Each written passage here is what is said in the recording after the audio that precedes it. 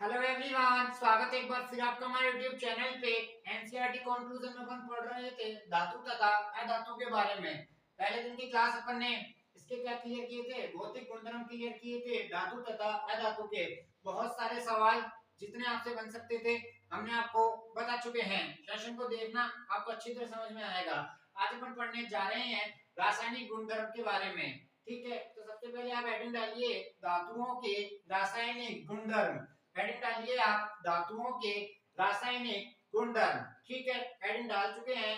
इसमें अपन पहली चीज जो क्लियर करेंगे वह हेडिंग डाल देता हूं मैं आपको। सब हेडिंग लिखिए। अब आप लिखिए धातुओं का वायु की उपस्थिति में दहन। धातुओं की वायु की उपस्थिति में दहन, ये वाला अपन पहला गुणधर्म पढ़ने का प्रयास करेंगे। तो देखो, एक हिंदी में रिएक्शन लिखूंगा, आपको समझ में आ जाएगी। देखो, धातु प्लस ऑक्सीजन से रिएक्ट करके यह बनाता है धात्विक ऑक्साइड। क्या बनाता है? धात्विक ऑक्साइड बनाता है। ठीक है, और यहां से अपन एक बात और जानने का प्रयास करेंगे, धात्विक ऑक्साइड की प्रकृति कैसी होती है। धात्विक ऑक्साइड की प्रकृति सामान्यतः यह क्षारकीय प्रकृति का होता है। कैसा होता है? क्षारकीय प्रकृति का होता है। तो आप बोलोगे आपने ये रिएक्शन लिखा दी, तो अपने यहाँ से क्या सीखा? धातुएं जब ऑक्सीजन के साथ रिएक्ट होगी तो क्या बनाएगी? धात्विक ऑक्साइड का निर्माण करेगी। और धात्विक ऑक्साइड की सामान्यतः प्रकृति कैसी होती है? क्षार की प्रकृति का होता है। अब आप कहोगे एक एग्जांपल भी बता दो, तो लिखिए। देखो, कॉपर जब ऑक्सीजन से रिएक्ट करता है तो यह क्या बनाता है? CuO, कॉपर ऑक्साइड बनाता है। ठीक है, तो ये हो गई इसकी एक नॉर्मल रिएक्शन। अपन ने इसको अभी तक संतुलित नहीं करा है, उस बात पे आप लोग ध्यान नहीं देंगे। तो देखो, अपन ने धातु, कॉपर धातु हो गई, किसके साथ रिएक्ट करा? ऑक्सीजन के साथ। तो क्या बना लिया? एक ऑक्साइड बना लिया। और इसकी प्रकृति कैसी होगी? यह क्षारकीय प्रकृति का होगा।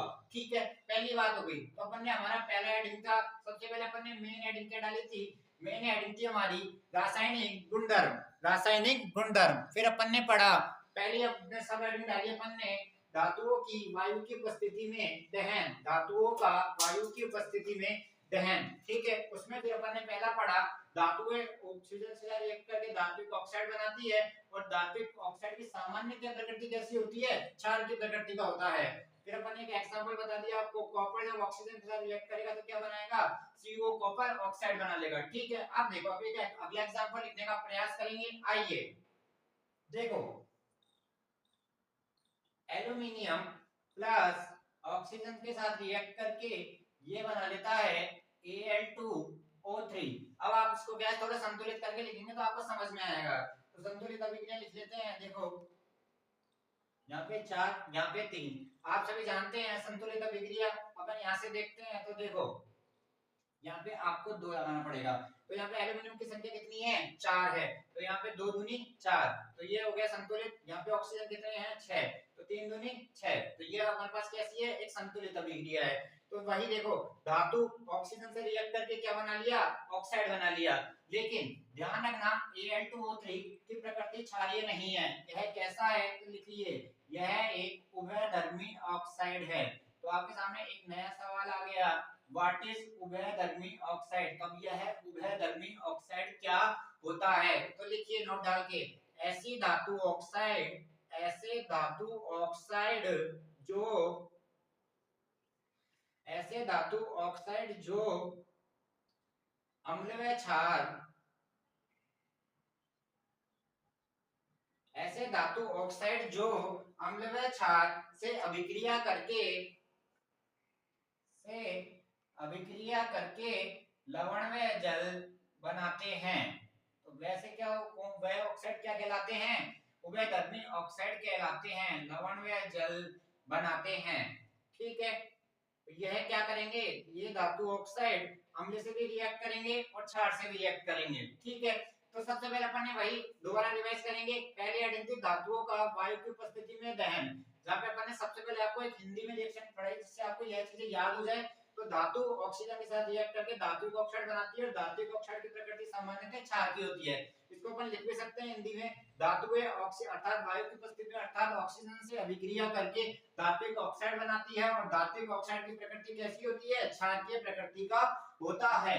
ठीक है, यहाँ तक की बातें क्लियर हो चुकी है। फिर अपन ने आपको एक एग्जांपल दिया, पहला एग्जांपल धातु ऑक्सीजन के साथ रिएक्ट करके कॉपर ऑक्साइड बना लिया और प्रकृति क्षार की है। फिर अपन ने दूसरा एग्जांपल दिया आपको एल्यूमिनियम का, एल्यूमिनियम ऑक्सीजन के साथ रिएक्ट करके Al2O3 बना लेता है, लेकिन यह क्षार की प्रकृति का नहीं होके कैसा होता है, उभयधर्मी ऑक्साइड बना होता है। अब आपको व्हाट इज उभयधर्मी ऑक्साइड, उभयधर्मी ऑक्साइड को हमने आपको फिर बता दिया, ऐसा धातु ऑक्साइड जो अम्ल व क्षार दोनों से विक्रिया करता है, ऐसा धातु ऑक्साइड जो अम्ल व क्षार दोनों से विक्रिया करता है क्या कहलाता है, उभयधर्मी ऑक्साइड कहलाता है।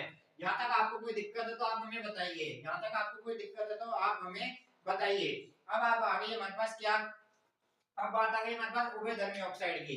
तो आपने कहा है तो अब आपके मन में आपके सवाल आता है, जैसे आपने इस लाइन को लिखवा तो दिया, आप एक बार हमको बता भी दो कैसे अभिक्रिया होती है। तो आइए सबसे पहले अपन अभिक्रिया कराएंगे एक बार Al2O3 की किससे, HCl से अर्थात अम्ल से, और एक बार अभिक्रिया कराएंगे हम इसकी क्षार से। तो आइए कैसे कराएंगे देखते हैं। यहाँ तक आप लिख चुके हैं, आइए इसी से आगे लिखेंगे अपन, उभयधर्मी ऑक्साइड में अपन पढ़ रहे हैं और रिएक्शन लिखने का प्रयास करेंगे। देखो Al2O3, एक बार तो इसकी अभिक्रिया अपन किससे कराएंगे, अम्ल से कराएंगे। एक बार तो अपन इसकी अभिक्रिया अम्ल से कराएंगे और एक बार अपन इसकी अभिक्रिया क्षार से करवाएंगे। ठीक है, तो एक ये तो क्या हो गया हमारे पास एसिड, ये हो गया बेस और ये हो गया Al2O3। इससे अपन को इसका क्या पढ़ रहे हैं अपन, इसका उभयधर्मी नेचर अर्थात ये उभयधर्मी ऑक्साइड किस प्रकार है। तो अपन ने सबसे पहले रिएक्शन वो पढ़ी डेफिनेशन, उभयधर्मी ऑक्साइड क्या होते हैं, वे धातु ऑक्साइड जो अम्ल व क्षार दोनों से अभिक्रिया करते हैं। तो यह अम्ल से भी अभिक्रिया कर रहा है और ये क्षार से भी अभिक्रिया कर रहा है। रिजल्ट देखते हैं, इनके रिजल्ट क्या बनते हैं, आइए इनके रिजल्ट देखते हैं। तो देखो HCl से अभिक्रिया करके यह बना लेता है Cl3 प्लस H2O। अभी अपन इसको संतुलित नहीं कर रहे हैं, ध्यान रखना, अभी अपन इसको अपन संतुलित नहीं कर रहे हैं, वह भी अपन इसको कर देंगे। और लिखिए यह बना लेता है NaAlO2 प्लस H2O। तो लवण प्लस जल बनाते हैं, तो वही ऐसे धातु ऑक्साइड जो अम्ल व क्षार से अभिक्रिया करके लवण व जल बनाते हैं। तो ऐसे धातु ऑक्साइड जो अम्ल व क्षार से अभिक्रिया करके लवण व जल बनाते हैं क्या कहलाते हैं, उभयधर्मी ऑक्साइड कहलाते हैं।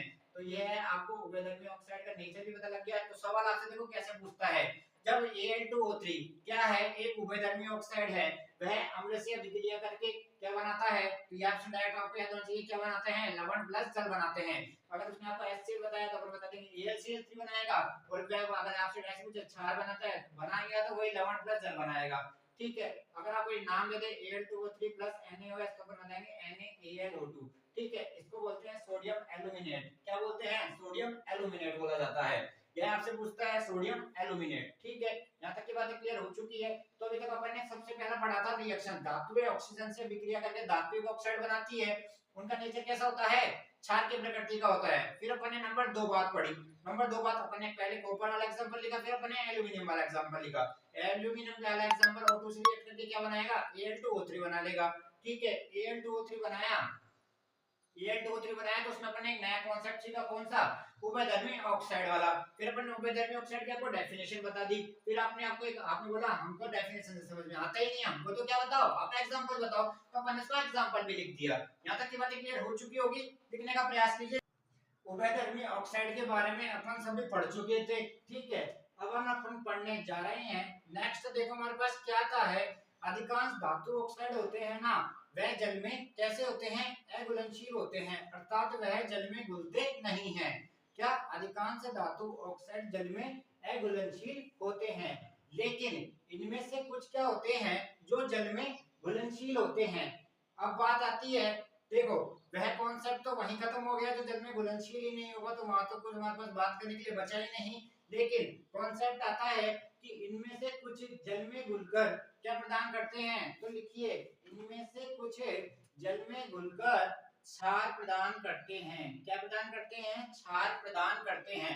आप कहोगे एग्जाम्पल बताओ, ऐसे लाइन से तो समझ में नहीं आया, तो आइए एग्जाम्पल लिखने का प्रयास करेंगे। आइए देखो, सबसे पहले बात करेंगे Na2O के ऊपर और K2O के ऊपर। ठीक है, ये दोनों क्या है, ये दोनों है धातु ऑक्साइड। ठीक है, धातु ऑक्साइड को अपन ने क्या रिएक्ट करवाया, जल से रिएक्ट करवाया।